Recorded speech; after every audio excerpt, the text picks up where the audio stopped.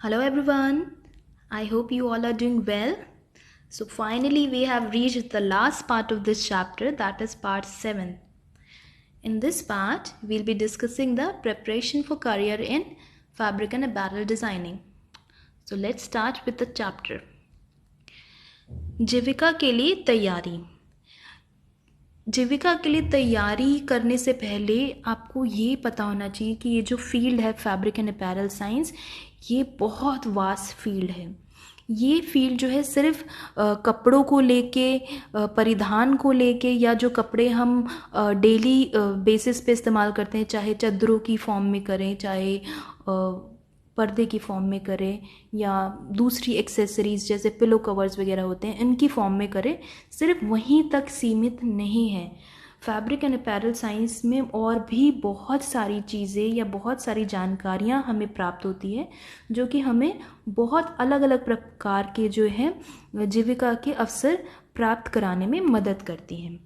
तो अब देखते हैं, पहले हम ये समझने की कोशिश करते हैं कि जब आप इसकी पढ़ाई जो है 12th के बाद भी कंटिन्यू करते हैं तो आप किस प्रकार का ज्ञान और कौशल अर्जित करते हैं। तो सबसे पहले जो है हम ये डिस्कस करेंगे कि हम किस प्रकार का ज्ञान अर्जित करते हैं। जब आप फैब्रिक और अपैरल साइंस की पढ़ाई करते हैं तो उसके पाठ्यक्रम का अध्ययन करने के बाद आपको जो है निम्नलिखित जो ज्ञान है उनके बारे में जानकारियाँ हो जाती है। यानी आपको तंतुओं के बारे में पता लगता है, वो किस प्रकार के हैं, उनकी क्या क्या प्रॉपर्टीज़ हैं। और जो एडवांस फाइबर साइंस है, जैसे कि हम घूमने भी जाते हैं तो हम जो है सिर्फ ये नॉर्मल सिल्क, कॉटन वगैरह ऐसे फाइबर्स नहीं, हम और अलग अलग प्रकार के फाइबर, जैसे कि आप जाएंगे आगरा तो वहाँ पर आप देखेंगे कि बनाना फाइबर से भी बहुत सारे फैब्रिक और अपैरल बनाए जाते हैं। तो यानी जो एडवांसमेंट आई है फाइबर साइंस में, अलग अलग प्रकार के तंतुओं की जो बारे में नॉलेज आई है, या अलग अलग तकनीकों के बारे में जो है जो नॉलेज है, वो भी आपको इस कोर्स की मदद से जो है प्राप्त होती है। इसके अलावा किस प्रकार जो है डिज़ाइनिंग करी जाती है, उसकी क्या क्या प्रिंसिपल्स और एलिमेंट्स हैं, किस तरीके से जब आप एक फैब्रिक बना लेते हैं तो उसकी क्वालिटी किस तरीके से मेंटेन करी जाए कि आप जितना भी, अगर आप उसकी 1000-2000 कॉपीज़ बना रहे हैं तो सारी की सारी कॉपीज़ जो है उस फैब्रिक की, उस गारमेंट की एक जैसी हो। लेबोरेटरी टेक्निक्स के बारे में जानते हैं कि क्या क्या तकनीक होती हैं जिनकी मदद से जो है आप अलग अलग प्रकार के जो है एक्सपेरिमेंट्स करके अलग अलग प्रकार की फाइबर जो है वो क्रिएट कर सकते हैं, या अलग अलग प्रकार के फैब्रिक क्रिएट कर सकते हैं, या अलग अलग प्रकार के फिनिशेस जो है वो क्रिएट कर सकते हैं। तो उन तकनीकों के बारे में जानकारी मिलती है। डिजिटल ड्रेस डिज़ाइनिंग के बारे में जानकारी मिलती है कि आप सिर्फ पेपर पे अपनी क्रिएटिविटी नहीं एक्सप्रेस कर पाएँ, आप डिजिटली भी जो है कंप्यूटर की मदद से भी जो है आप कैसे अपनी ड्रेस को डिज़ाइन कर सकते हैं, उसकी जानकारी मिलती है। हिस्टोरिक कॉस्ट्यूम जो है, हमारे पुराने ज़माने के कॉस्ट्यूम किस प्रकार के होते थे, किस प्रकार के तंतु इस्तेमाल होते थे उनके लिए, किस प्रकार से उनकी केयर एंड मेंटेनेंस होती थी, वो सारी जानकारियाँ प्राप्त होती हैं। फैब्रिक कंस्ट्रक्शन टेक्निक्स जो हैं अलग अलग प्रकार की, वीविंग, निटिंग, फेल्टिंग, जितनी भी तकनीक हैं उनके बारे में पता लगता है। ये पता लगता है कि जब आप एक फैब्रिक बनाते हैं तो आप उसे मार्केट में कैसे बेच सकते हैं, उसका व्यापार किस प्रकार से करते हैं, उसके बारे में पता लगता है। ज्वेलरी डिज़ाइनिंग के बारे में पता लगता है। स्टैटिस्टिक्स के बारे में पता लगता है, यानी आपको ये भी, इस चीज़ की भी जानकारी मिलती है कि कितना प्रोडक्शन करना है और कितनी प्रोडक्शन से जो है कितना एक्सपेक्टेड प्रॉफिट या लॉस आप जो है गेन कर सकते हैं। ये सारी चीज़ें भी जो हैं उसकी जानकारी भी मिलती है। अलग अलग प्रकार के रिसर्च मेथड्स जो हैं उनके बारे में जानकारी मिलती है। टेक्सटाइल इंडस्ट्री के बारे में जानकारी मिलती है, फैशन इंडस्ट्री के बारे में जानकारी मिलती है। तो ऐसी बहुत प्रकार की जानकारियाँ जो हैं वो इस कोर्स का अध्ययन करने से आपको मिलती है। अब ये तो थी जानकारियाँ या ज्ञान जो आप अर्जित करते हैं इसे पढ़ने के बाद। इसके अलावा आप बहुत सारी स्किल्स भी सीखते हैं इस कोर्स का अध्ययन करने से। तो वो स्किल्स क्या हैं? पहली फैशन डिज़ाइनिंग, दूसरा ग्रेडिंग, यानी आप ग्रेड कर सकते हैं कि कौन से कपड़े की क्वालिटी कैसी है। दूसरा, आप जो है बहुत सारे केमिकल प्रोसेसिंग मेथड जो होते हैं टेक्सटाइल्स के, वो सीखते हैं। आप टेक्सटाइल्स की अलग अलग जो तकनीकें हैं उनके बारे में सीखते हैं। आप गारमेंट किस तरीके से उसका प्रोडक्शन होता है उसके बारे में सीखते हैं। अलग अलग प्रकार के ड्रेपिंग पैटर्न, यानी एक कपड़े को, एक ही साड़ी को कितनी प्रकार से जो है आप उसको ड्रेप कर सकते हैं या पहन सकते हैं, वो सारी नॉलेज, ज्ञान, उसके बारे में जो है वो स्किल्स सीखते हैं कि किस तरीके से। जैसे एक एग्जांपल लें कि साड़ी का ही एग्जांपल लें, तो साड़ी जो है वो एक नॉर्मल तरीका होता है, एक साउथ इंडियन स्टाइल अलग होता है, बंगाली स्टाइल अलग होता है, मराठी स्टाइल जो है अलग होता है। तो वो स्किल्स जो हैं कि किस तरीके से वो बांधी जाती हैं, वो अलग अलग कॉस्ट्यूम के लिए अलग अलग ड्रेपिंग स्किल्स भी जो है आप लर्न करते हैं। पैटर्न किस तरीके से बनाए जाते हैं वो लर्न करते हैं। बहुत सारी जो फैब्रिक फिनिशेस होती हैं, डाइंग, प्रिंटिंग, वो कैसे करते हैं वो लर्न करते हैं। स्केचिंग करना सीखते हैं। तो ऐसे बहुत सारे कौशल जो हैं आप इस कोर्स का अध्ययन करके सीख जाते हैं। अब ये तो हमें पता लग गया कि ये जब हम कोर्स पढ़ते हैं तो हमें किन क्या क्या नॉलेज और क्या क्या स्किल्स जो है हम लर्न करते हैं। लेकिन हमें ये भी पता होना चाहिए कि 12th के बाद हम कौन से कोर्स को जो है ऑप्ट करें जिससे हम ये सब ज्ञान और ये सब स्किल्स जो है वो अर्जित कर सकें। जैसे कि मैंने पहले भी बताया कि ये कोर्स जो है बहुत वास्ट है और इसकी बहुत सारी जो है डायमेंशंस हैं। तो आपको जो है आपका इंटरेस्ट किस तरफ है, आप क्या चीज़ पढ़ना चाहते हो और किस चीज़ में किस प्रकार की स्किल्स गेन करना चाहते हो, किस प्रकार की नॉलेज गेन करना चाहते हो, उस पर डिपेंड करता है कि आप कौन सा पर्टिकुलर कोर्स जो है ऑप्ट करोगे। तो बहुत सारे कोर्सेज हैं इस फील्ड के लिए। कुछ के नाम हम डिस्कस कर लेते हैं। जैसे कि आप बीएससी कर सकते हैं टेक्सटाइल साइंस और अपैरल डिज़ाइनिंग में। बीएससी हम सिर्फ अपैरल डिज़ाइनिंग में, या बीएससी हम सिर्फ टेक्सटाइल एंड क्लोथिंग में भी कर सकते हैं। फैशन डिज़ाइनिंग में ग्रेजुएशन कर सकते हैं। फैशन अपैरल डिज़ाइनिंग में जो है ग्रेजुएशन कर सकते हैं। या फिर आप होली सोली होम साइंस में ग्रेजुएशन कर सकते हैं, क्योंकि उसका एक पार्ट है, मेजर पार्ट हमारा टेक्सटाइल्स एंड क्लोथिंग। तो उसके माध्यम से आप ये सब्जेक्ट पढ़ सकते हैं। या आप जो है पोस्ट ग्रेजुएशन डिप्लोमा भी बहुत सारे चीज़ों में कर सकते हैं, जैसे fashion merchandising, retail management, fashion design, business management. इसके अलावा आप सर्टिफिकेट कोर्सेज भी ऑप्ट कर सकते हैं, कंप्यूटर एडेड फैशन डिज़ाइनिंग जैसे। या आप अगर इसको और आगे पढ़ना चाहें तो आप मास्टर्स भी कर सकते हैं फैब्रिक और अपैरल डिज़ाइनिंग में। और इसके बाद भी अगर आप पढ़ना चाहते हैं तो आप पीएचडी या एमफिल के लिए भी ऑप्ट कर सकते हैं। और इसके अलावा और भी अगर पढ़ना चाहते हो तो पीडीएफ और दूसरे भी जो है रिसर्च फील्ड्स ओपन हैं इस पर्टिकुलर कोर्स के लिए। जब आप ये नॉलेज गेन करते हैं या स्किल्स गेन करते हैं और आप क्वालिफाई हो जाते हैं ये एजुकेशनल सर्टिफिकेट, डिग्री या डिप्लोमा लेके, तो आप जो है किन किन जगहों पे जो है काम कर सकते हैं, किन किन कार्य क्षेत्रों में आप किस प्रकार जो है वो काम कर सकते हैं, यानी आप किस पोजीशन पे जो है काम कर सकते हैं। आप फैशन डिज़ाइनर की तरह काम कर सकते हैं, फैशन इलस्ट्रेटर की तरह काम कर सकते हैं, फैशन स्टाइलिस्ट की तरह काम कर सकते हैं, fashion coordinator, fashion consultant, fashion merchandiser, event manager, fashion journalist, textile manager, exhibition designer, textile design and media specialist, sampling and production supervisor, fabric analyser, textile design publicist, textile lab manager, jewellery designer, dyeing and printing consultant, embroidery designer, fashion photographer, quality control supervisor, theatre designer, fabric resource manager, textile designer, entrepreneur, shoe designer, teacher और lecturer. ऐसी बहुत सारी field हैं जहाँ पर आप इन positions पे काम कर सकते हैं। अब इन पोजीशन पे काम करने के लिए आपको कौन सी इंडस्ट्रीज़ का चुनाव करना है, यानी किन इंडस्ट्रीज़ में आप वर्क कर सकते हैं। तो मैं कुछ के नाम बता देती हूँ। जैसे कि कोई भी अपैरल मैन्युफैक्चरिंग यूनिट्स जो हैं वहाँ काम कर सकते हैं। एजेंसीज़ में काम कर सकते हैं जो कि फैब्रिक और अपैरल खरीदती हैं। कॉर्पोरेट हाउसेस में काम कर सकते हैं, डिज़ाइन स्टूडियोज़ में काम कर सकते हैं, एक्सपोर्ट या इंपोर्ट हाउसेस में काम कर सकते हैं, म्यूज़ियम्स में काम कर सकते हैं, टेक्सटाइल लेबोरेटरीज़ में काम कर सकते हैं, या जो ये हैंडलूम कोऑपरेटिव्स होते हैं, टेक्सटाइल्स मिल्स होती हैं, ज्वेलरी हाउसेस होती हैं, या R&D जो होते हैं स्पेशली टेक्सटाइल्स इंडस्ट्री के लिए, रिसर्च एंड डेवलपमेंट फर्म्स, उनमें काम कर सकते हैं। या किसी भी प्रकार के एजुकेशनल इंस्टीट्यूट में टीचर, लेक्चरर या प्रोफेसर की तरह भी काम कर सकते हैं। तो तो ऐसी बहुत सारी इंडस्ट्रीज़ या कंपनीज़ हैं जिनमें आप जो है ये कोर्स करके आप काम कर सकते हैं। So this is all about the chapter. अब हम ये चैप्टर तो हमने समझ लिया कि उसमें जो कॉन्सेप्ट ऑफ डिज़ाइन क्या था, कितने एलिमेंट्स ऑफ डिज़ाइन थे और उन्हें किस प्रकार हम यूज़ करते हैं, क्या क्या प्रिंसिपल्स ऑफ डिज़ाइंस थे और उनको हम किस प्रकार से और किस लिए जो है ड्रेस डिज़ाइनिंग में इस्तेमाल करते हैं।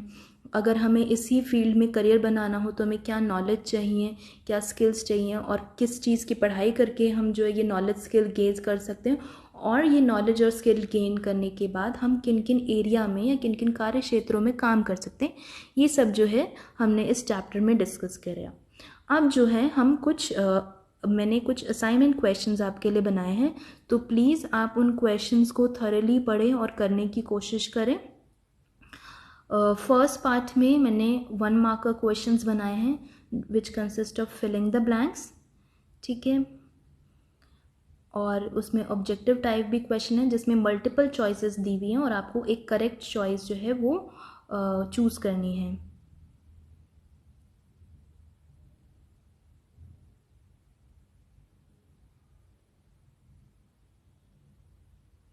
इसके अलावा ट्रू एंड फॉल्स भी हैं, यानी सही और गलत।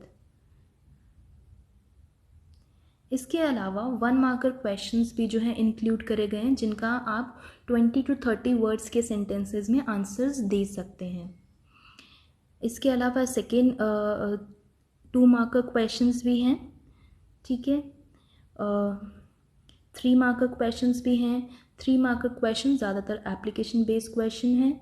4 मार्कर क्वेश्चंस भी हैं जो कि ज़्यादातर एप्लीकेशन और अंडरस्टैंडिंग बेस्ड हैं, और 5 मार्कर क्वेश्चंस भी हैं। इसके अलावा जो है मैंने 5 क्वेश्चंस जो है डिस्कस मैं अभी करूँगी, जिससे आपको ये समझ में आ जाएगा कि जब आपको ये क्वेश्चंस आएंगे एग्ज़ाम में तो आपको किस तरीके से जो है उनका आंसर फ्रेम करना है। तो पहला क्वेश्चन है कि सुधा को जो है एक महिला के लिए सलवार सूट डिज़ाइन करना है जो कि जिसकी जो बाहें हैं यानी जो उसकी आर्म्स हैं वो मोटी है। तो हम ये कैसे सुनिश्चित करेंगे कि हम सारा एम्फेसिस जो है वहाँ उसकी बाहों से हटा के कहीं और ले आएंगे और उसकी पोशाक में जो है वो हार्मनी क्रिएट करेंगे। तो सबसे पहले हम एम्फेसिस का देखते हैं। एम्फेसिस आप कैसे क्रिएट करेंगे, आप जो है हेम लाइन पे जो है नीचे बॉर्डर की तरफ जो है या नेक लाइन पे जो है आप एम्फेसिस क्रिएट कर सकते हैं ताकि आपका ध्यान जो है वो बाजुओं से हट जाए। आपका ध्यान बाजुओं पे ना जाए तो इसलिए आपको जो है इंश्योर करना है कि आप किसी भी प्रकार का कंट्रास्टिंग कलर या कढ़ाई जो है उस बाजुओं पे नहीं करेंगे, और कोशिश करिए आप पूरी स्लीव्स पहने ताकि जब हम लॉन्ग स्लीव्स पहनते हैं और प्लेन कलर की स्लीव्स पहनते हैं तो जो बाजू है वो थोड़ी पतली लगती है, ठीक है। और हम जो कलर्स का इस्तेमाल कर रहे हैं वो जो है सेम कलर्स होने चाहिए। एनालॉगस कलर स्कीम्स इस्तेमाल करनी है, हमें कॉम्प्लीमेंट्री कलर स्कीम नहीं इस्तेमाल करनी, क्योंकि जब हम कंट्रास्टिंग कलर स्कीम इस्तेमाल करते हैं तो एकदम से ध्यान जो है वो ब्राइट या जो हमारा शाइनिंग कलर होता है उसकी तरफ जो है जल्दी से जाता है, ठीक है। इस तरीके से आप जो है एम्फेसिस हटा सकते हैं उनकी बाजू की तरफ से। अब आप जो है हार्मनी कैसे क्रिएट करेंगे, हार्मनी क्रिएट करने के लिए आप सेम कलर का इस्तेमाल कर सकते हैं, यानी सलवार सूट और दुपट्टे के लिए सेम रंग या उसके टेंट्स और शेड्स, या फिर जो है सेम प्रिंट का इस्तेमाल कर सकते हैं, या फिर जो है आप सेम शेप्स का इस्तेमाल कर सकते हैं। यानी अगर आपने स्ट्रेट कट रखा है सूट का तो जो आपकी ट्राउज़र्स हैं वो भी जो है स्ट्रेट कट के ट्राउज़र्स हो और जो स्लीव्स हैं वो भी स्ट्रेट कट की हो, ठीक है। जो उन पर पैटर्न बनाएं वो भी स्ट्रेट कट का हो। तो इस प्रकार से जो हम शेप्स, कलर्स, पैटर्न का इस्तेमाल करके जो है हार्मनी क्रिएट कर सकते हैं। नेक्स्ट क्वेश्चन है हमारा कि एक पतले और लंबे व्यक्ति के लिए एक उपयुक्त पोशाक का जो है हमें एडवाइस देनी है, और साथ में जो है हमें अपना आंसर जस्टिफाई भी करना है कि हमने क्यों उसको बोला कि आप उसको इसी प्रकार की जो है वो ड्रेस पहननी चाहिए। सबसे पहली चीज़ तो हम उसको बोलेंगे कि आप जो भी ड्रेस लीजिए उसमें क्षैतिज रेखाएं होनी चाहिए, ठीक है, यानी हॉरिजॉन्टल लाइंस। दूसरा हॉरिजॉन्टल लाइन क्यों, क्योंकि हमने पहले भी पढ़ा था वो जो है विड्थ का जो है इल्यूजन क्रिएट करती हैं, यानी वो चौड़ा करती हैं तो वो पतला इंसान थोड़ा सा मोटा लगेगा। नेक्स्ट, रफ टेक्सचर्स का, बड़े बड़े प्रिंट्स का इस्तेमाल करें जिससे जो है वो थोड़ा सा वो वाइड दिखे। हमने पहले भी बताया था जब आप वाइड बड़े बड़े प्रिंट्स इस्तेमाल करते हैं तो वो आप जो है विड्थ को जो है वो इंक्रीज कर देते हैं। नेक्स्ट, कंट्रास्टिंग कलर्स का इस्तेमाल करें। अगेन वो जो है कंट्रास्टिंग कलर क्या करेंगे, वो हाइट को थोड़ा जो कम करने में जो है मदद करते हैं। तो इस प्रकार से हम एक पतले और ज़्यादा लंबे व्यक्ति को जो है प्रोपोर्शनेट दिखा सकते हैं, उसकी विड्थ इंक्रीज करके और उसकी हाइट थोड़ी सी डिक्रीज करके। ठीक है। नेक्स्ट है हमारा कि आपको अपने लंबे भारी गोरे दोस्त के लिए जो है एक ड्रेस डिज़ाइन करनी है, और वो ड्रेस इस प्रकार से आपको डिज़ाइन करनी है कि उसमें जो है जितने भी एलिमेंट्स ऑफ डिज़ाइन है या प्रिंसिपल ऑफ डिज़ाइन है उनको ध्यान में रख के या उनके अकॉर्डिंग ही जो है आपकी ड्रेस जो है वो डिज़ाइन होनी चाहिए। अब हम वो सब चीज़ें ध्यान रख के जो है एक लंबे भारी व्यक्ति के लिए, लंबा भी है और मोटा भी है और गोरे रंग का है, तो उसके लिए क्या क्या चीज़ें हम इस्तेमाल कर सकते हैं। हम उसको बोल सकते हैं कि आप जो है डायगोनल लाइंस का इस्तेमाल करें। और डायगोनल लाइंस का क्यों इस्तेमाल करें, क्योंकि डायगोनल लाइंस जो है एक तो उसकी हाइट थोड़ी कम करेगी, और अगर हमारी डायगोनल लाइंस की जो विड्थ है वो कम है तो वो जो है उसकी विड्थ को, यानी उसको जो है थोड़ा भारी की जगह उसको थोड़ा सा पतला दिखाने में मदद करेगी। वी नेक लाइंस का जो है इस्तेमाल करें। वी नेक लाइंस जो आपकी जो है ओवरऑल इमेज को, यानी आपका अगर आप मोटे हैं और आपकी चेस्ट वगैरह भी थोड़ी मोटी है, एब्डोमेन भी मोटा है, तो वी नेक लाइन जो है वो थोड़ा सा पतलेपन का आभास क्रिएट करती है। वही अगेन आप अगर राउंड नेक लाइंस पहनेंगे कोई मोटा व्यक्ति तो वो और मोटा लगता है, तो हम वी नेक लाइंस का चुनाव करेंगे। हम जो है पफ स्लीव्स जो हैं उनको बिल्कुल अवॉइड करेंगे वरना वो और मोटा लगेगा। ठीक है। हम जो भी उस पर पैटर्न क्रिएट करना चाहते हैं या कोई भी कढ़ाई करना चाहते हैं तो वो जो है बहुत हल्की होनी चाहिए। अगर आप भारी कढ़ाई या भारी पैटर्न्स का इस्तेमाल करेंगे तो वो इंसान और ज़्यादा भारी लगेगा। ठीक है। पेस्टल रंग का उपयोग करेंगे हम। पेस्टल रंग से जो है वो पतला भी लगेगा और गोरे रंग पे पेस्टल कलर खिल के भी आएंगे। नेक्स्ट, चुन्नटों का हमें इस्तेमाल बिल्कुल नहीं करना, क्योंकि गैदर्स जो है वो फुलनेस को ऐड करते हैं तो वो व्यक्ति और भारी लगेगा।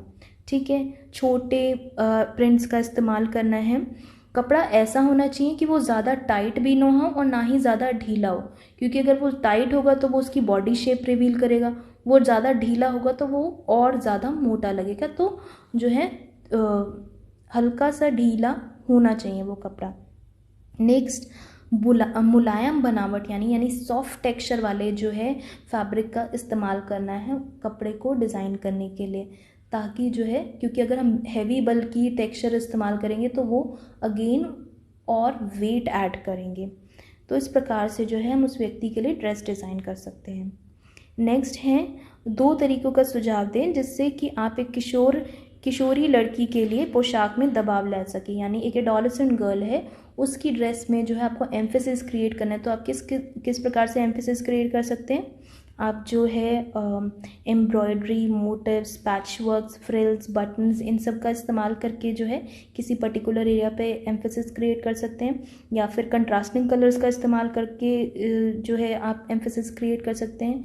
आप यूनिक शेप्स का इस्तेमाल करके, जैसे कि अगर आपको याद हो जब हम एब्स्ट्रैक्ट शेप्स का बारे में डिस्कस कर रहे थे, तो यूनिक शेप का जो है इस्तेमाल करके आप एम्फेसिस क्रिएट कर सकते हैं। आप जो है अगर आप जो है रिपीट कर रहे हैं, जैसे कि आपने जो है एक डिज़ाइन जो है वो बनाया है या एक पैच वर्क जो है वो इस्तेमाल किया गया है शोल्डर पे, तो आप सेम पैच वर्क अगर आप इस्तेमाल करेंगे हेम लाइन पे, उसको दोबारा रिपीट करेंगे तो फिर भी जो है आप इन 2 एरियाज़ में और बाकी पूरे को प्लेन रख के 2 एरियाज़ पे पैच वर्क रिपीट करके जो है आप एम्फेसिस क्रिएट कर सकते हैं।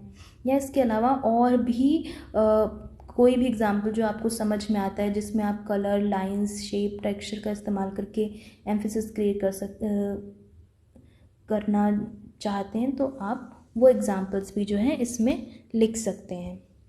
लास्ट है कि उषा जो है एक सलवार कमीज़ बनाना चाहती है बच्चों के लिए, तो आपको जो है उसको मदद करनी है कि वो डायग्राम्स की या इलस्ट्रेशंस की मदद से जो है वो प्रिंसिपल्स ऑफ डिज़ाइंस जो हैं उस यूनिफॉर्म पे दर्शा सके। तो सबसे पहले बैलेंस जो है हम कैसे क्रिएट कर सकते हैं सलवार कमीज़ पे, यानी स्कूल की जो यूनिफॉर्म है उस सलवार कमीज़ पे आप बैलेंस कैसे क्रिएट कर सकते हैं। एक तो पहले फॉर्मल बैलेंस क्रिएट कर सकते हैं, यानी ऊपर या नीचे या दोनों साइड्स में, लेफ़्ट और राइट साइड पे सेम चीज़ को फॉलो करके।